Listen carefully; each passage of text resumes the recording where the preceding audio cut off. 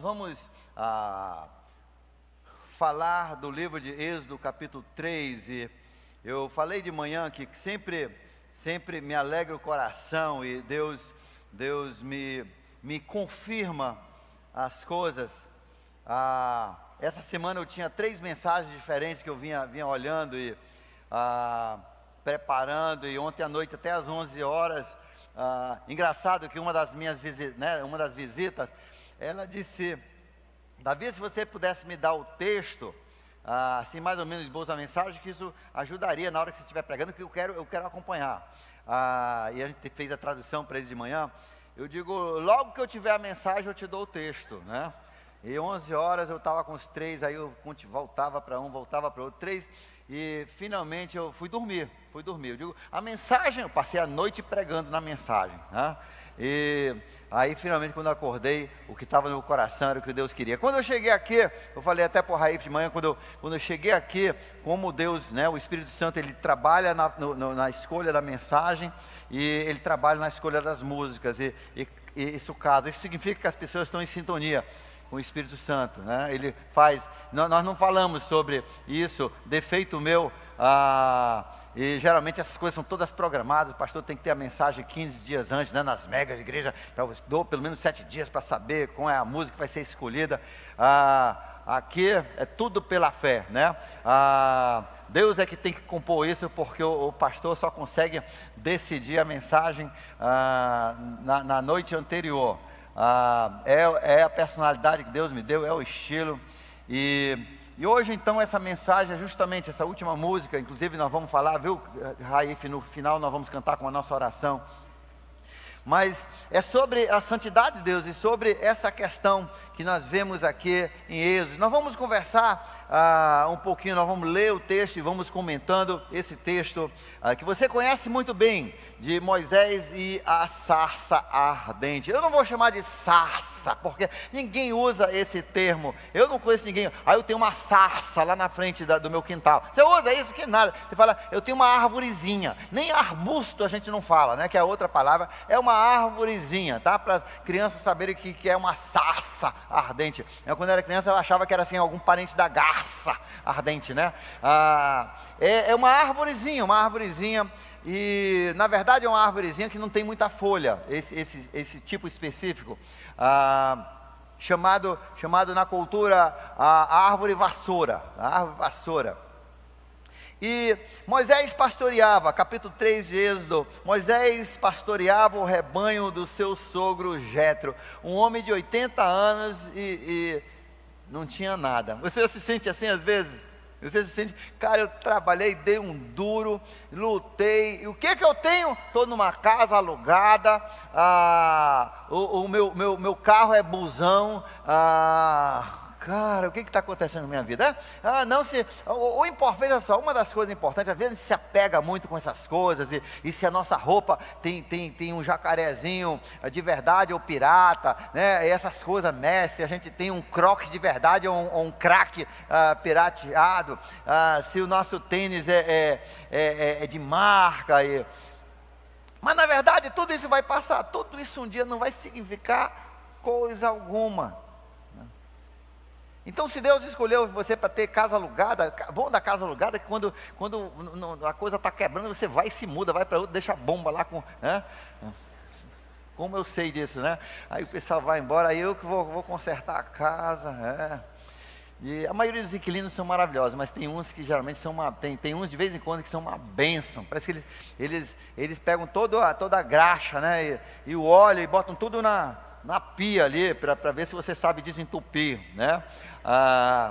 Mas graças a Deus, Deus tem me preservado de muitos desses nos meus, né, com os meus inquilinos que eu tenho.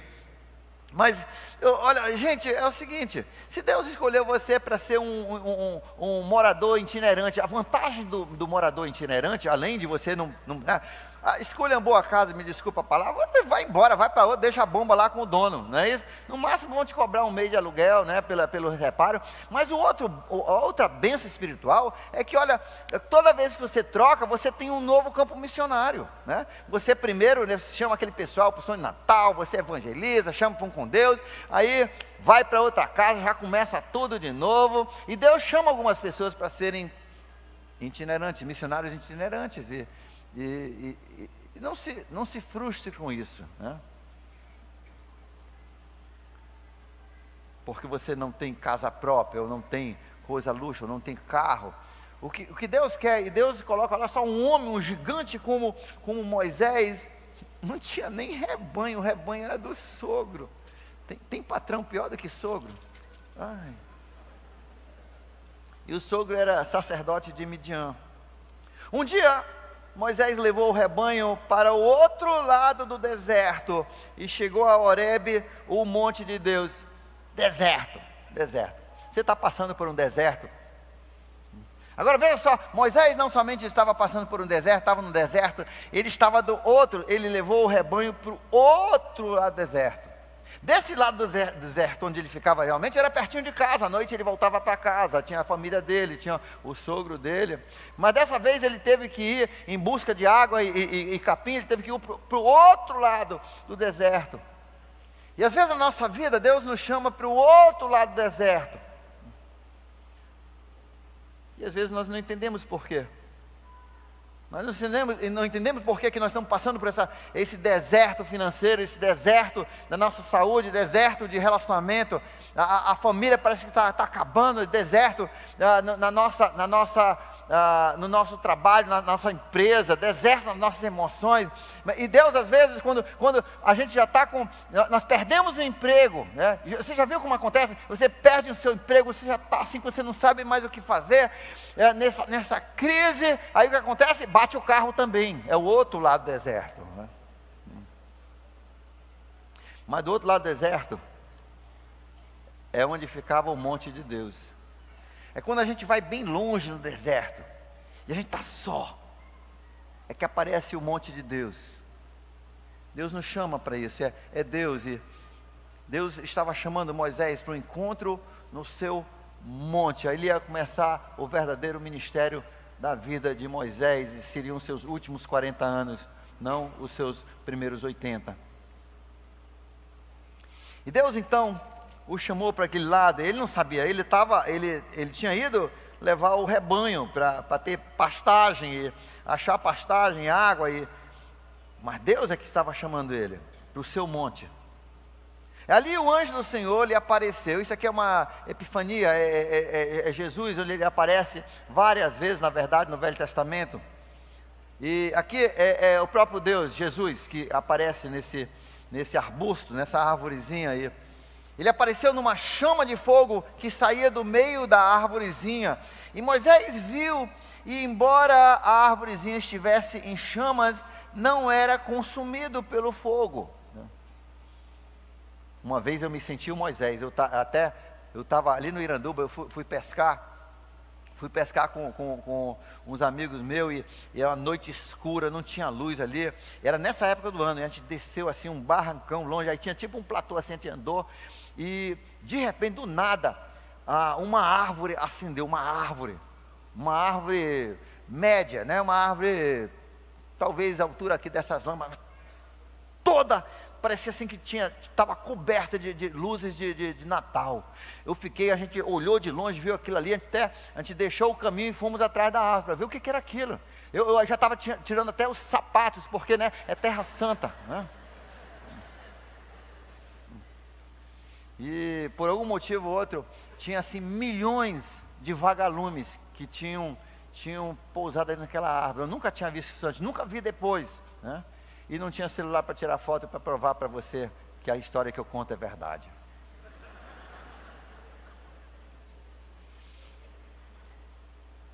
E por mais que a árvore estava em chamas, não era consumido. Que impressionante! Eu acho que aqui não escreveram as palavras que o Moisés falou realmente. Eu acho que ele falou umas outras palavras. Que é isso?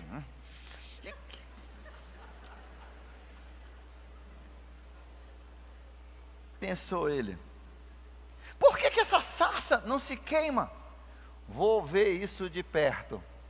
Gente, quando essas coisas estão acontecendo com a sua vida, você já está desempregado, ainda bate o carro, não fique só achando que isso é o azar da vida. Vá ver por que está acontecendo. Se aproxime da situação. Pergunte a Deus, por que está acontecendo?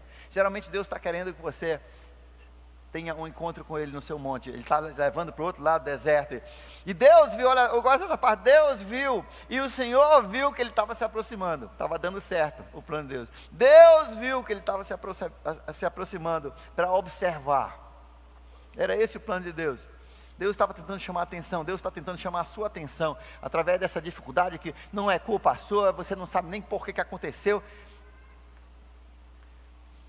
porque agora deu a loucura na cabeça do seu marido, da sua esposa, do seu filho, porque você era o melhor empregado da empresa, de repente, você é desempregado, como é que fica isso?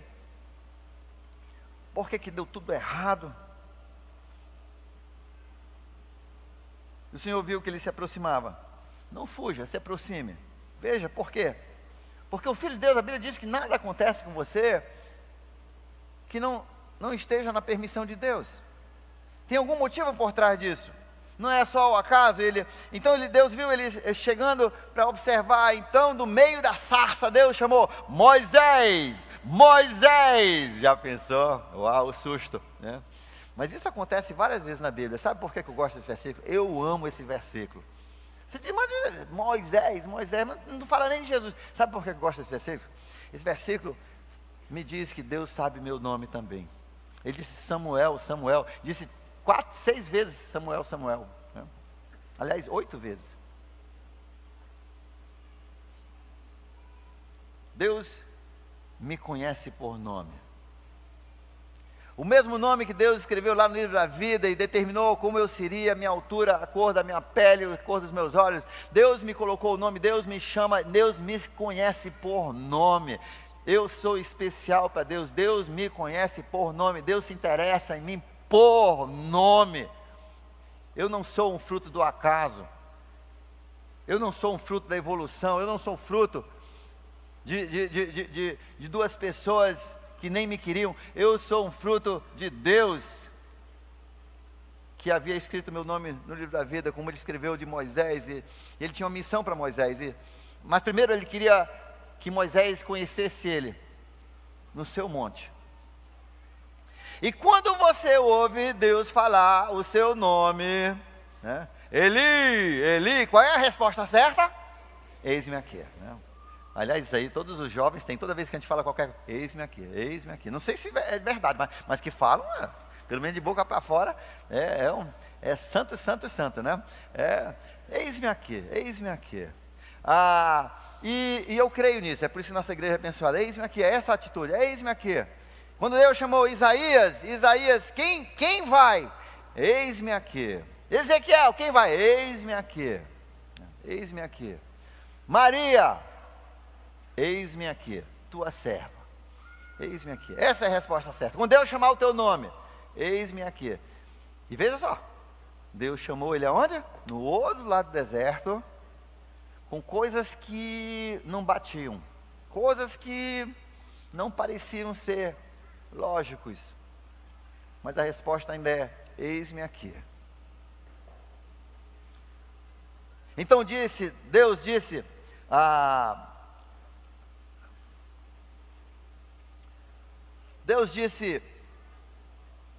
não se aproxime, tire a sandália dos seus pés. Olha só, tire o sapato dos seus pés, tire a sandália dos seus pés.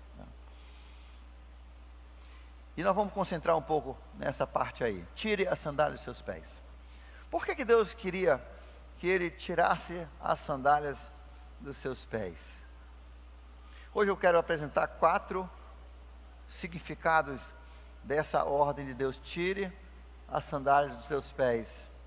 E no final, hoje à noite, Deus vai te chamar, ou grande parte dessa plateia, dessa igreja, para tirar os seus sapatos.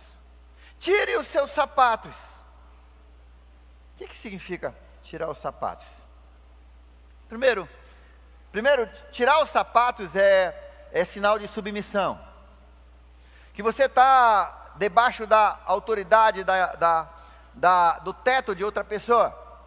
Alguns anos atrás, um casal quase se divorcia e vieram se aconselhar, e olha só a situação.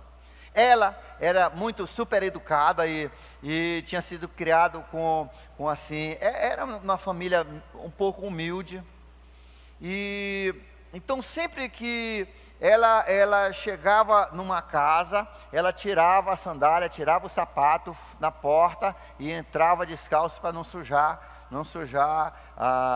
o piso. Quantos tiram o sapato antes de entrar em casa?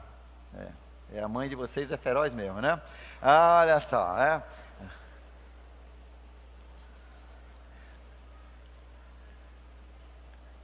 Estilo japonês, né? O japonês bota tudo, né, na fileirazinha. Aí a mulher foram para a casa de uma colega da mulher e chegou lá e ela tirou o sapato. E o marido dela, que tinha sido criado com mais dinheiro, tinha empregada, né, na casa dele para limpar tudo, não tirou o sapato dele e entrou pisando areia mesmo, não estava nem aí. Ela: meu bem, tira teu sapato, vai sujar o piso. Ele disse: é porque tu tem complexo de inferioridade. Olha só, tem complexo de inferioridade, anda todo tempo cabisbaixo. Isso é síndrome de pobre, de pessoa machucada. Bota esse sapato, mulher, bota esse sapato. Não tira teu sapato na casa dos outros, não. Entra como se você fosse gente e não uma pessoa de baixo escalão. Aí foi a briga, olha, foi a briga. Mas na verdade, ela, em tirar o sapato, estava dizendo: eu me submeto a essa casa, eu não tenho autoridade nem direito de sujar a casa dos outros, eu me submeto a essa casa. E Deus disse: tire a sandália. A primeira coisa, Deus, quando mandou Moisés tirar as suas sandálias, e a Bíblia diz que todos esses detalhes foram escritos, 1 Coríntios capítulo 10, para o nosso bem, Quando ele disse: tire as suas sandálias, Deus queria que Moisés se submetesse a ele. Quem tirar as sandálias, ele estivesse dizendo: eu me submeto a ti, ao que você quer na minha vida.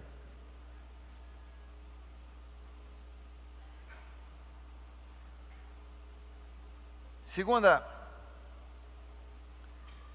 coisa que nós vemos nesse tire suas sandálias é transparência. Eu não gosto de andar. Às vezes eu sonho que eu venho pregar e eu chego aqui e estou sem sapato. Às vezes sem calça também. Mas estou descalçado, né?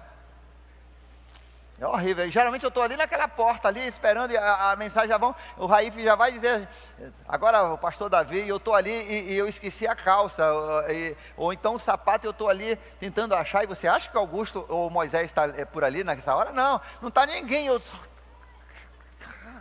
Como é que eu vou pregar? Rapaz, é um suadeiro danado, geralmente eu acordo de tanto suor, né? Por quê? Porque ninguém gosta, eu não gosto de estar assim. Raramente, você está vendo uma coisa que você raramente vai ver, né? Ninguém vê meus pés. Eu não gosto que as pessoas vejam meus pés. Eu não gosto que as pessoas vejam meus pés, porque meus pés não são bonitos. Eu tenho parte mais troncho, tem de um acidente que eu tive, tem nó que sai aqui, e às vezes minhas unhas estão um pouco sujas, às vezes, né? Eu tenho um dedinho aqui que é rebelde, ele é para dentro em vez de para fora, normal, né?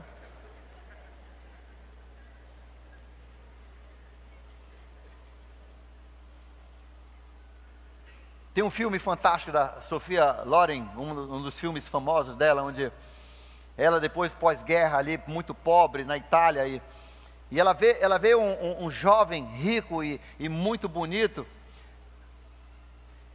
e ela vê que ele vem pedir informações da porta dela, na porta dela, e ela está olhando da janela de cima, ela vê que ele vai bater na porta dela, E ela ouve bater na porta e ela olha para baixo e ela está com a meia toda rasgada, com aqueles buracos na meia, né? Você tem buraco? Você tem meia com buraco? Tem.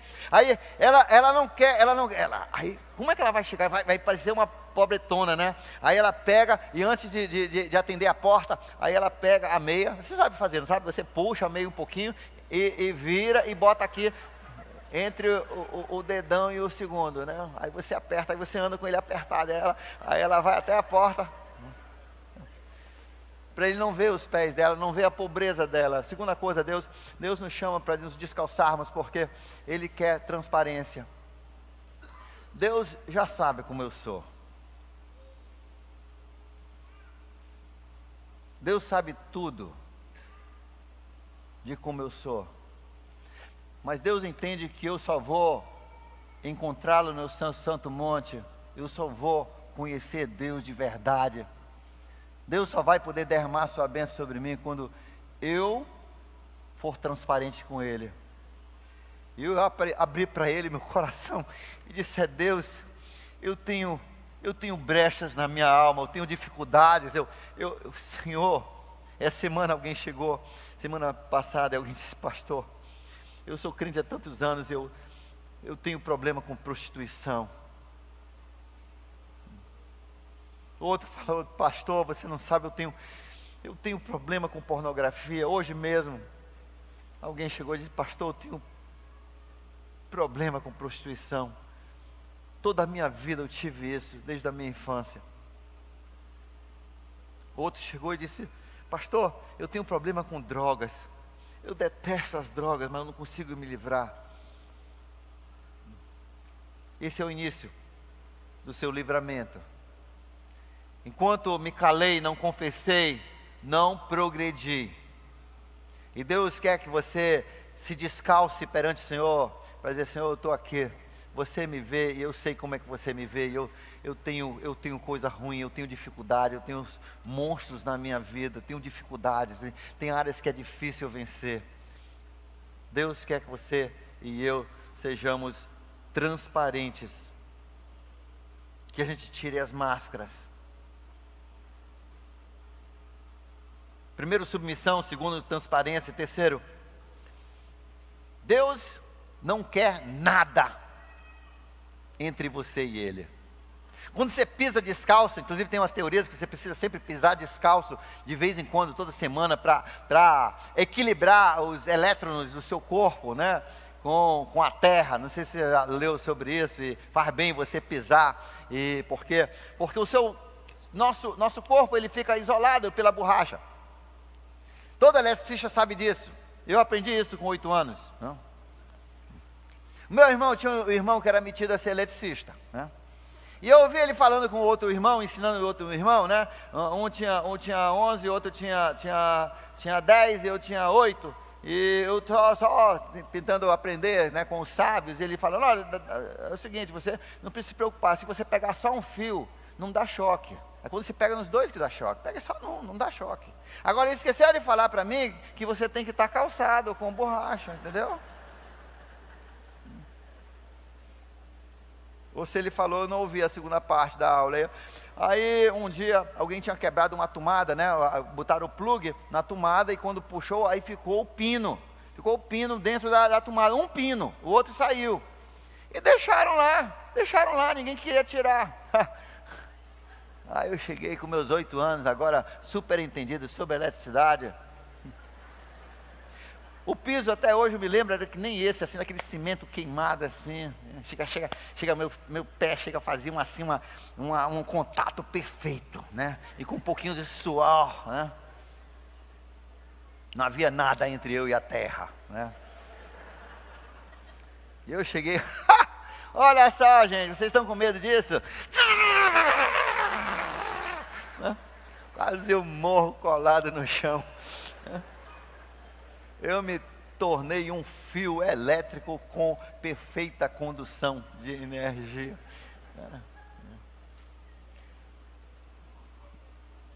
O eletricista sabe que você tem que usar um sapato, de preferência de borracha e não molhado ainda, né?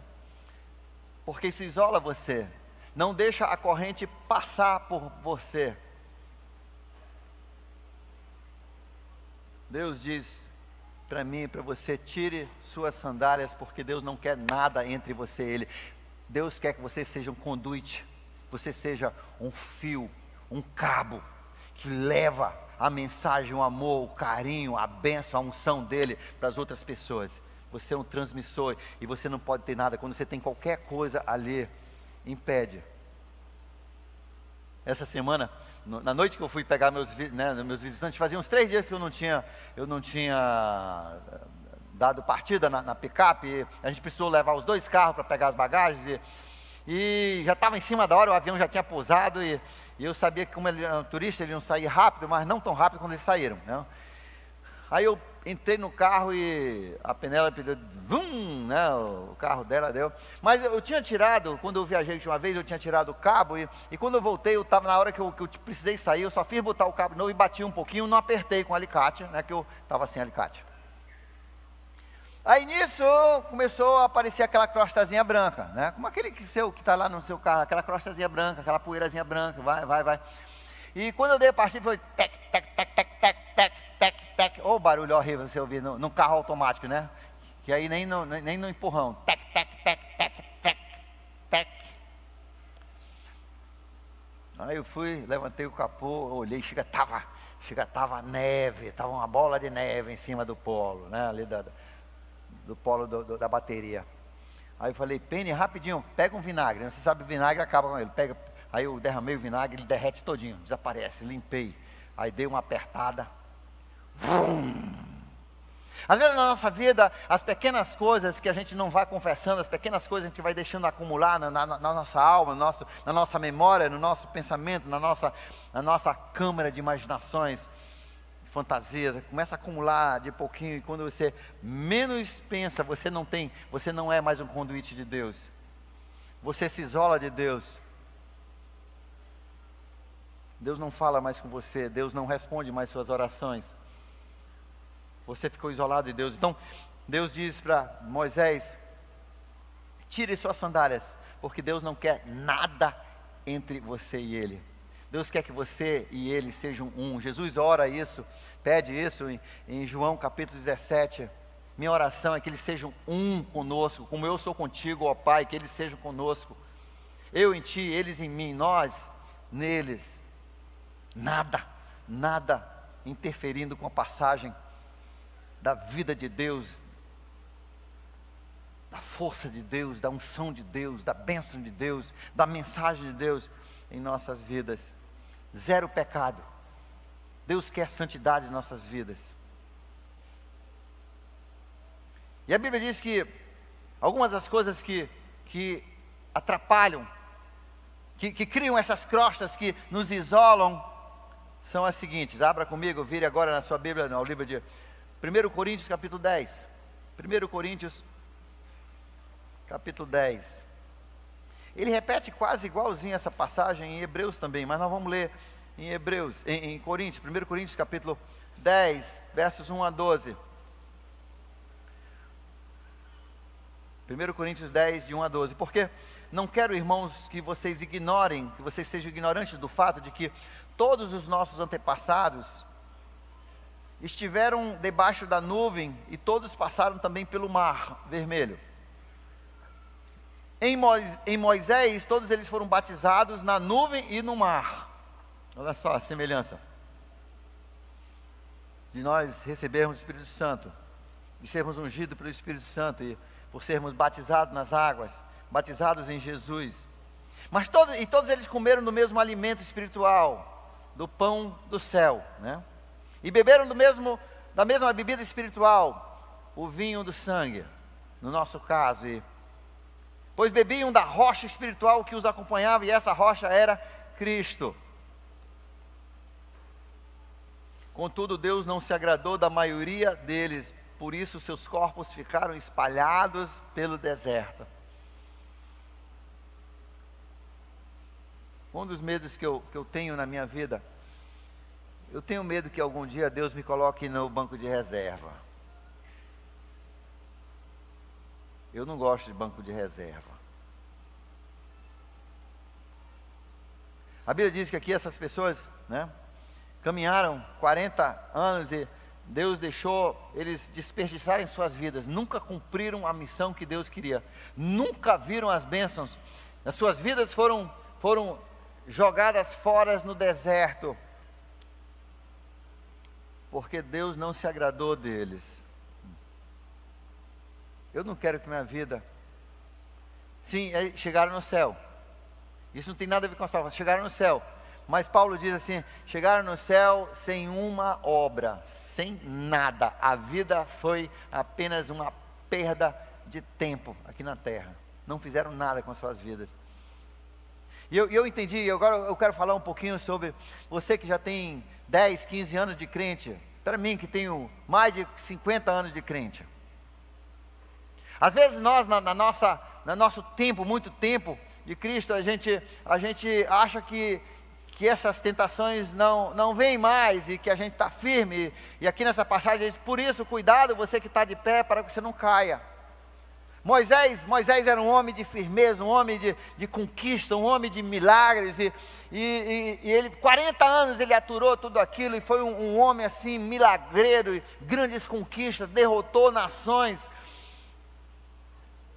e caiu, no final, na hora que ele ia ter a maior vitória de todas, onde ele ia possuir a casa, a terra prometida, onde ele ia levar o povo para se instalar nessa terra prometida, por Deus a Abraão, ele ia ser o homem que ia empossar o governo de Israel, nesse novo território. Ele não teve cuidado, ele deixou as coisas acumularem, ele deixou a mágoa, a raiva, a irritação acumular, e quando ele quis, não deu partida, ele morreu ali. Deus não permitiu que ele entrasse. Gente, não pense que só porque você serve a Deus 10, 15, 20 anos, que eu sirvo a Deus 40, 50 anos, que eu sou isento. Todo o tempo eu tenho que estar tirando ali aquela corrupção da minha vida, aquele que corrói, aquele ferrugem, aquelas coisas que me isolam de Deus, de ser um conduíte, de ter o poder de Deus na minha vida.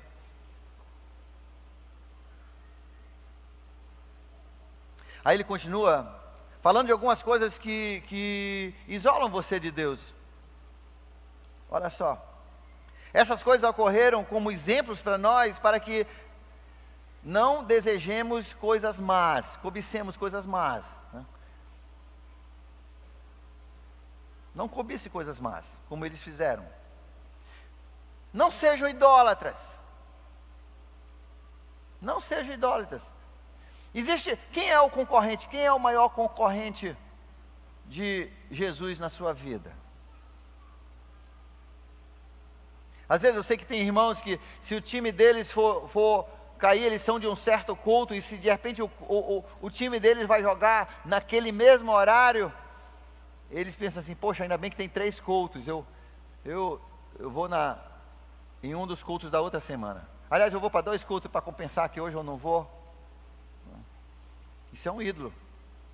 Para você, o futebol é pecado. Para você. Deus não quer nenhum ídolo competindo com ele. Às vezes é o dinheiro, às vezes é o emprego, às vezes é a sua carreira, às vezes é um homem. Você que quer casar muito e você sabe, você vem e uma pessoa te isola de Deus, e você sabe que aquela pessoa vai te isolar, mas você se desespera e você vai, é a paixão e a conquista de saber que alguém vai te amar, fisicamente é maior do que Deus. Isso é um ídolo, e Deus não terá outros ídolos. Ele diz assim aí, não sejam idólatras, não desejem coisas más, não sejam idólatras, não pratiquem imoralidade. Imoralidade inclui pornografia. Não pratiquem isso, não façam parte disso. De prostituição, de filmes indevidos. Não pratiquem imoralidade, como alguns deles fizeram. Em um só dia Deus matou 23. Uma mulher disse, tu está querendo assustar a gente? Ah, foi eu que escrevi 23 mil mortos, e foi eu que matei os 23, é doido, é? É Deus querendo espantar você. É Deus querendo assustar você, para você entender que isso é sério, gente. E Ele colocou o Novo Testamento para você não achar que isso era só do Velho. A mulher até falou, por que tu está falando isso lá do Velho Testamento? Eu digo, Velho Testamento?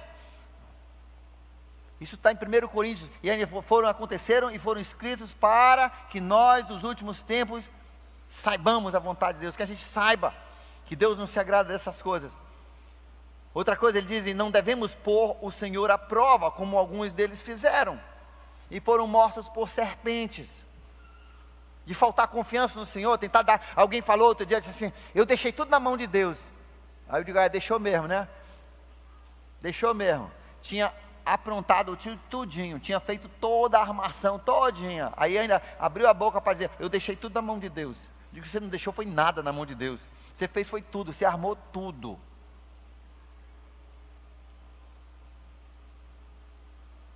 Não ponha o Senhor à prova de achar que Ele não consegue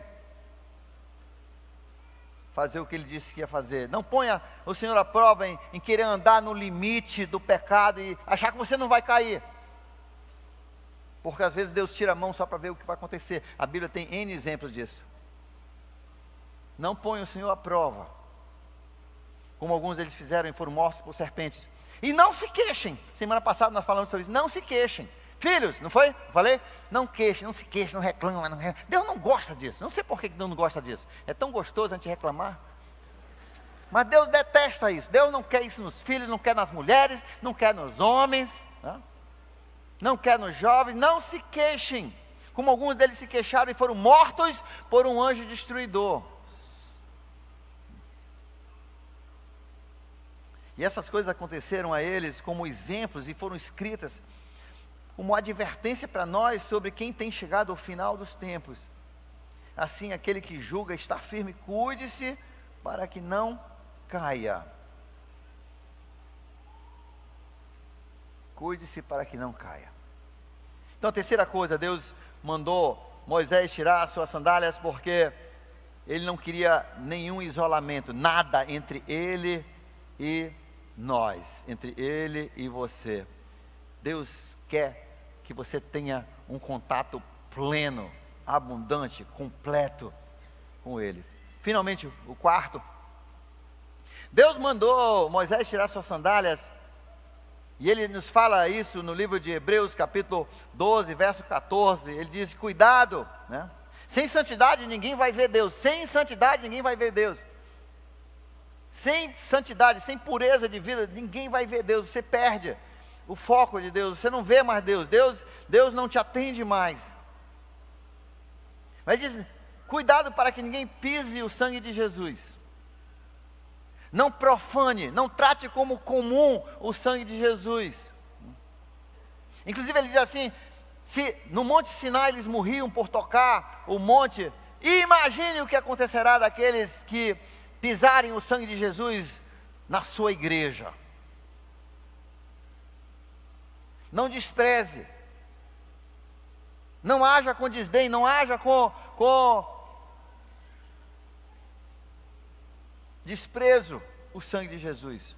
A obra que Jesus fez para salvar você, não trate isso, não permita que isso se torne uma coisa comum, que você até brinca com isso, você não leva a sério essas coisas. Não profane, não torne comum o sangue de Jesus. Honre sempre. Entenda o valor disso, o grande preço que isso custou, o amor que Ele tem por você.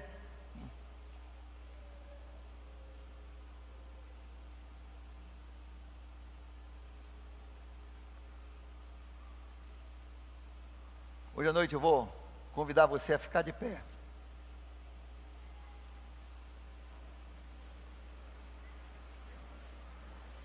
E se você se dispuser, eu vou pedir que você tire as suas sandálias. Se for muito difícil, não se preocupe. Mas se você quer, tire seu sapato, tire sua sandália. Representando agora que, assim como Deus pediu de Moisés que tirasse a sandália, você também quer essas 4 coisas em sua vida.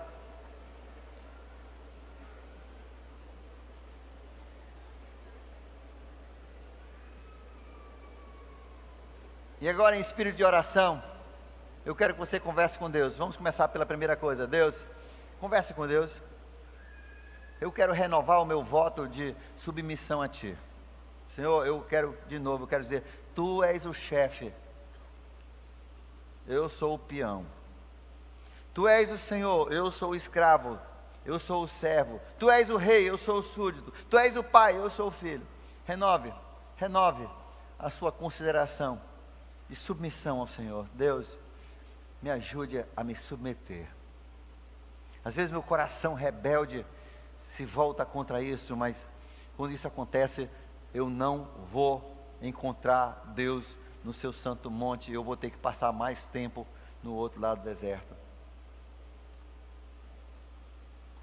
Segundo, abre o seu coração para Deus e dizer: Deus, Tu sabes todas as coisas. Tu sabes, Senhor, das fraquezas da minha vida que eu escondo de todo mundo, que eu escondo da minha esposa, que eu escondo do meu marido, que eu escondo dos meus filhos, que eu escondo dos meus amigos.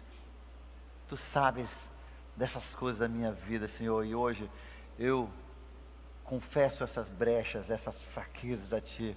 Eu preciso da Tua ajuda. Não me permita sucumbir, cair, por causa dessas fraquezas que eu tenho. Senhor, Tu sabes e eu Te confesso.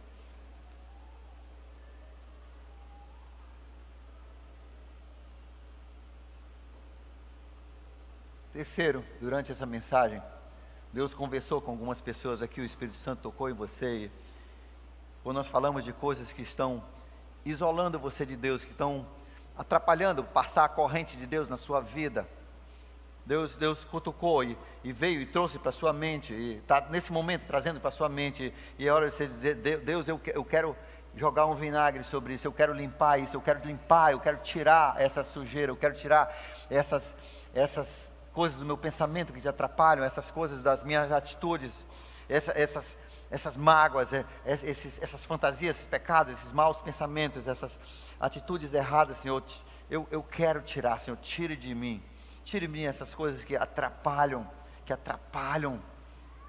o meu contato perfeito contigo.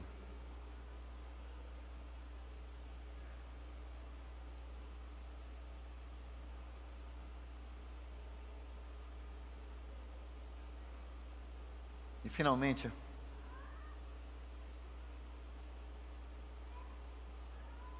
peça comigo que você nunca seja culpado de menosprezar o sangue de Jesus, de deixar tornar comum o grande dom da salvação, de desvalorizar a obra de Jesus a meu favor, a teu favor. Ó Senhor, Tu vês o coração do Teu povo, tantos hoje abrindo as suas vidas, Senhor, dessandalhados. Senhor, voltando mais uma vez a colocar a nossa vida debaixo da Tua liderança, da Tua autoridade, da Tua chefia. Pai, hoje colocamos mais uma vez nossas vidas e que se cumpre, Senhor, esse desejo do coração de tantos Teus filhos e filhas aqui presentes de serem transparentes e admitirem para Ti, Senhor, das suas fraquezas, porque Tu sabes muito bem das nossas necessidades, das nossas dificuldades. Pai, hoje nós pedimos que entre nós, o Teu povo, nós, os Teus filhos, Tua família e você, que não haja nada que atrapalhe, nada que interfira com a Tua bênção, a Tua unção, a Tua vontade, a Tua força, a Tua obra em nossas vidas.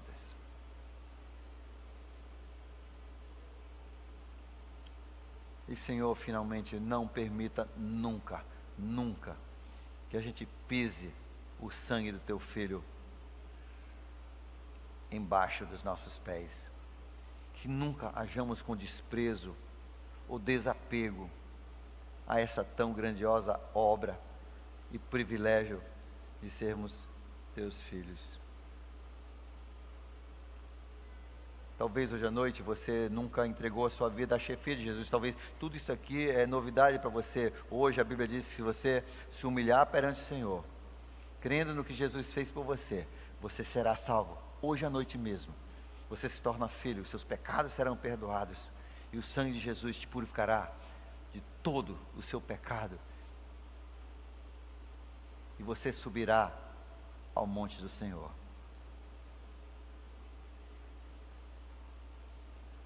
Pai, que se cumpra o desejo dos nossos corações perante a Tua palavra.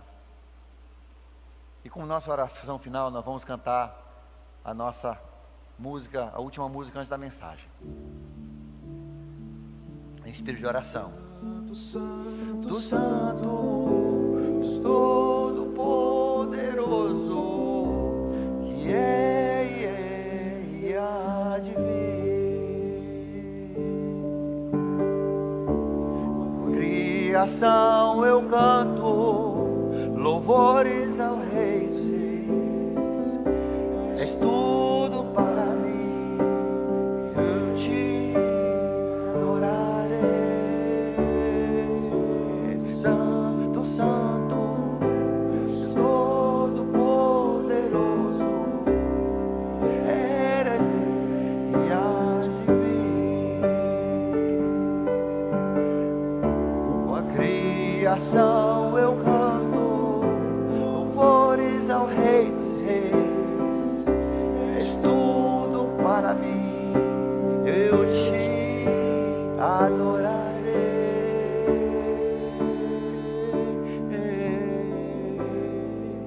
Pai, seja sempre santo em nossas vidas. Que Deus te abençoe. Viva uma vida perante o Senhor, sem sandálias. Ande com Deus, em nome de Jesus.